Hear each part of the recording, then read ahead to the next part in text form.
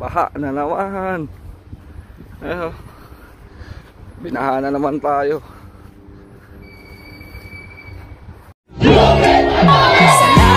Salamat sa inyong kaayo. Magkakaisunan na mo sa Umagang kay ganda dito sa Dubai. Papasok na naman tayo ng trabaho mga kapatid. Yan. Masyado tayong busy kaya hindi tayo makapag-vlog ngayon. Ito, sulyapan na lang natin ng konti ito mga kapatid, para makita nyo na rin kung ano status ng UAE ngayon dito sa Dubai. Kasi nag-uulang kagabi, kaya pala ang lakas ng mga kalabog. Kala ko kung ano. Ayan. May ulan pala. Ito yung status ngayon dito. Yan, naadlaan na rin tayo, papunta na rin tayong trabaho eh. Tingnan nyo na rin kalagayan ngayon dito. Ganito rito, konting ulan lang, baha agad, hirap tumawid.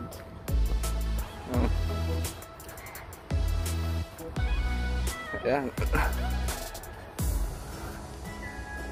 Madalas talaga rito bumabaha pag konting ulan lang.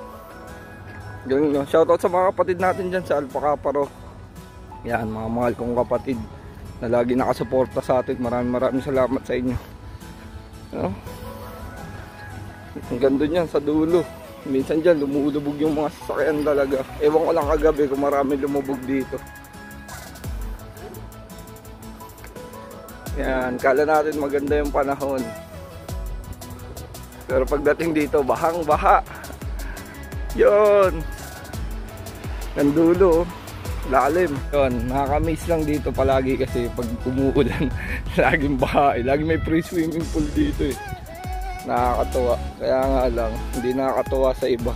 Kasi perwisyo yung tubig, hindi sila makadaan. Ayun, nakita natin isang katrabaho natin. Hindi na makakatawid dito. Baha na naman. Ayun. Binaha na naman tayo. Tawiran, kailangan nating umikot. Ikot-ikot. Ito, tumatawid na kami rito, kaya lang baha eh. Ayan, nakita ko yung isang katrabaho ko yun, tumatawid sa ano, Bato Balani. Ayan, si ate. Katrabaho ko siya. Ayan!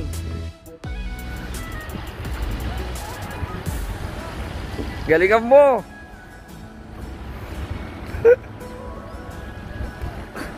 One move day tayo rito ah.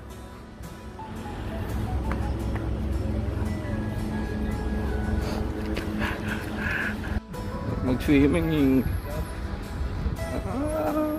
Talagang pinakamalalim na parte. Talagang hindi kayang daanan ng sasakyan ko. Ayan, buti na may panghigop silang tubig oh. Araw na ngayon dito eh. Maganda na yung panahon eh. Kaya lang talaga pag inulan, isang ulanan lang kahit hindi ganun kalakas yung ulan. Baha talaga. Baha oh. Hanggang dito na lang mga kapatid. Keep safe, ingat sa lahat. Mahabang buhay sa lahat ng kapatid natin na laging nakasuporta. Long live sa inyo mga kapatid. Stay humble. God bless. Long live Alpacaparo.